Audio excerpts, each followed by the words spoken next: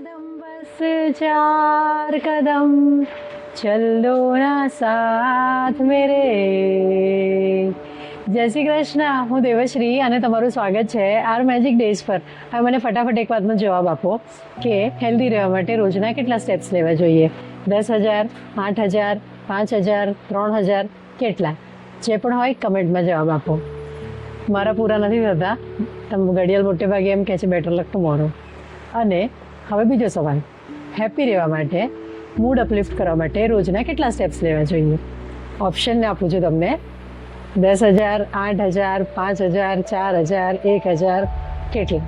Pose કરીને comment કરો કેટલા. અને હવે હું જવાબ આપું છું. TADA, only 100. હે, ખાલી 100 કદમમાં હેપી થઈ જવાય. યસ, આ છે આપણી ડે 19ની પ્રેક્ટિસ, મેજિકલ ફૂડ સ્ટેપ્સ. એ કેમ આપણે કરવાની છે ને કઈ સિચ્યુએશનમાં એ સૌથી વધારે ઇમ્પોર્ટન્ટ છે? ઘણીવાર આપણને એવું નથી થતું કે અચાનક જ આપણો મૂડ ઓફ થઈ જાય, બધું જ બરાબર હતું, વી આર જસ્ટ હેપી અને અચાનક જ આમ ઢપ થઈ જાય. આપણે બહુ યાદ કરવાની કોશિશ કરીએ કે એવું શું થયું, આપણે કઈ એવી વાત કરી, કોના એવા ટાઈમમાં આવ્યા, કેમ થયું, બહુ પહેલાં આપણે રિવાઇન્ડ કરીને બી જોઈએ પણ કંઈ ખબર નહીં પડે. હવે આપણે પોતે પાછા રીસેટ કઈ રીતે થઈએ, કઈ રીતે પાછી પેલી ફ્રીક્વન્સીમાં આવીએ. તો આપણી પાસે 2-3 ઓપ્શન એકદમ હેન્ડી છે કે એક કામ કરું, જરાક રીલ્સ જોઈ લો, મને આમ તેમ થાય તો ભૂલી જવાય, કદાચ સારું લાગે. એમાં પછી આપણે ખાસો ટાઈમ ઇન્વેસ્ટ કરી દઈએ છીએ, ખબર નથી પડતી કે કેટલી રીલો જોઈ નાખી, કેટલો સમય થઈ ગયો. બીજો ઓપ્શન છે કે કોઈને ફોન કરીએ, ચાલ એની જોડે વાત કરી લો. હવે એ માણસ અવેલેબલ નહીં હોય તો ઓર એમ થાય કે હવે હું શું કરું. પછી ત્રીજો ઓપ્શન છે કે કંઈ ગળ્યું ખાઈ લો, મીઠું ખાવાથી તો મૂડ અપલિફ્ટ થઈ જ જાય. પછી ખાધા પછી એમ થાય કે ખાવાની જરૂર નહોતી, હમણાં તમારું પેટ ભરેલું હતું રે આટલા વખતથી, શું કરું. હવે આ બધી જે ઓપ્શન છે ને એના કરતાં એ એક બાજુ છે, એમાં તમારી પાસે કન્ફર્મેશન નથી કે તમારું મૂડ અપલિફ્ટ થશે જ કે નહીં. હા, ગિલ્ટ આવી શકે કે બહુ ટાઈમ વેસ્ટ થઈ ગયો, અરે નહીં આ પેલું ખાવાની જરૂર નહોતી, અરે તમે સ્વિગી ઝોમેટો કર્યું તો આટલા પૈસા ખર્ચાઈ ગયા યાર, ને મૂડ તો પાછું એવો ને એવો જ રહો. તો એ હતું ને એમાં પાછું બીજું કંઈ એડ થાય, એવું થઈ શકે.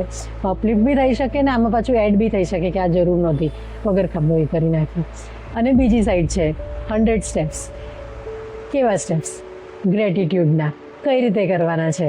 તો એમાં પાછો એક સવાલ પૂછવા છે, ખાસા સવાલ છે કે તમે રસોડા ઘરમાં એક જગ્યાએથી બીજી જગ્યાએ કેવી રીતે જાઓ છો?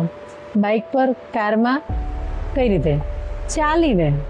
બેડરૂમમાંથી હોલમાં, હોલમાંથી કિચનમાં, કિચનમાંથી બાથરૂમમાં, બાથરૂમમાંથી બાલ્કનીમાંથી આ રીતે જો ગોલ ગોલ ઘરમાં ફરો છો ચકરડી ભમડી, કેવી રીતે કરો છો? ચાલીને. ઓફિસમાં ગાડી પાર્ક કરી, ઉપર લિફ્ટમાં ગયા, લિફ્ટ સુધી ચાલીને, લિફ્ટથી ઓફિસ સુધી ચાલીને, એક ડેસ્કથી બીજા ડેસ્ક સુધી ચાલીને. બધી જગ્યાએ આપણે ચાલીને જ જઈએ છીએ. પણ આ જ્યારે આપણે ચાલીને જઈએ છીએ ત્યારે આપણું ધ્યાન શેમાં હોય છે? જો ડિસ્ટન્સ લાંબુ હોય તો ફોનમાં, ડિસ્ટન્સ ઓછું હોય તો મગજ આપણું જે વર્લ્ડ ટૂર પર નીકળ્યું હોય કે આ કરવાનું છે, તે કરવાનું છે, આ નથી, તે નથી, ન્યૂઝપેપરમાં વાંચ્યું એ બધું યાદ આવી જાય, કોઈની વાત યાદ આવી જાય. કોન્સ્ટન્ટલી આપણી જે બ્રેઇનની ચેટર ચાલુ જ હોય છે ને એમાં આપણે અનઅવેર થઈ જઈએ છીએ, આપણને ખબર જ નથી કે શું છે. એકદમ ઓટોપાઇલટની જેમ જઈએ છીએ, ઓટોપાઇલટની જેમ આવી જઈએ છીએ. મસલ મેમરી છે એટલે કંઈ ગડબડ થતી નથી, બધું નોર્મલ ચાલ્યા કરે છે. હવે જે આપણી આ અનઅવેર વોક છે ને એને જ આપણે અવેરનેસથી ફીલ કરવાની છે અને એમાં આપણે ગ્રેટિટ્યૂડ ભરવાનો છે, એમાં આપણે હેપીનેસ ભરવાની છે. કઈ રીતે? હવે છે ને આપણે કોઈ પણ એક આપણો સેગમેન્ટ લેવાનો છે જેમાં આપણે ચાલીએ છીએ અને જ્યારે પહેલો કદમ મૂકો ને તો થેન્ક યુ, બીજો કદમ મૂકો ને તો થેન્ક યુ, એવા થેન્ક યુ કરીને 100 સ્ટેપ્સ લેવાના છે.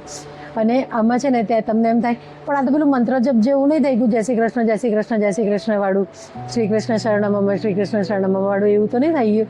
હા, એવું જો તમને લાગતું હોય ને તો તમે આમાં વેલ્યુ એડ કરી શકો છો, કારણ કે આપણે ધરતી પર ચાલીએ છીએ તો એ ધરતી માને થેન્ક યુ. પછી બીજા સ્ટેપ્સ લેતી વખતે તમે એમ કહો કે ધરતી પહેલાં સૂર્યનો પાર્ટ હતી તો સૂરજ દાદાને થેન્ક યુ. પછી એ વાદળથી વરસાદ થયો તો એ વરસાદને થેન્ક યુ. પછી આ દુનિયામાં પાણી જ પાણી હતું તો એ પાણી માટે થેન્ક યુ. પછી પાણી સુકાયું ને ત્યાં વનસ્પતિઓ આવી તો એ વનસ્પતિઓ માટે થેન્ક યુ. એ જંગલો માટે થેન્ક યુ. પછી શું આવ્યું? પછી એમાં જાનવરો આવ્યા તો એ બધા જાનવરો માટે થેન્ક યુ.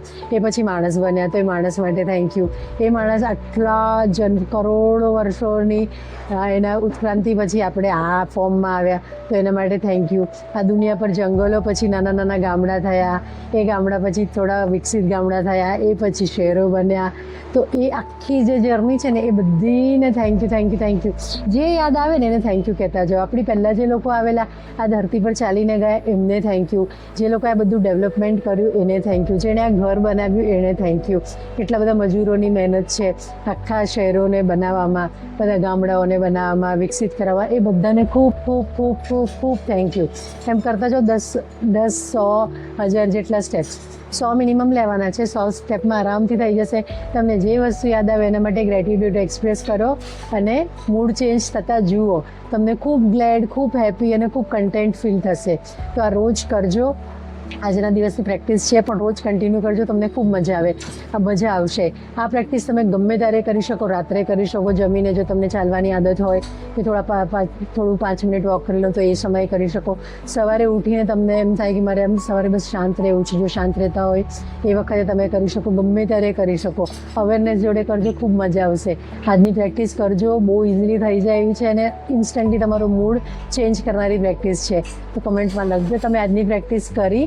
અને આ જે આપણી સિરીઝ ચાલી રહી છે ધ મેજિક બુકની, એના લોંગ અને શોર્ટ વિડીયો બધા જ તમને પ્લેલિસ્ટમાં મળી જશે. કોઈ પણ પ્રેક્ટિસ ચૂકી ગયા હોય તો એમાં ફોલો કરજો. પ્લેલિસ્ટને ચેકઆઉટ કરવાનું ભૂલતા નહીં અને જોડાયેલા રહેજો આર મેજિક ડેઝ જોડે. મળીએ કાલે નવી પ્રેક્ટિસ જોડે. જય શ્રી કૃષ્ણ.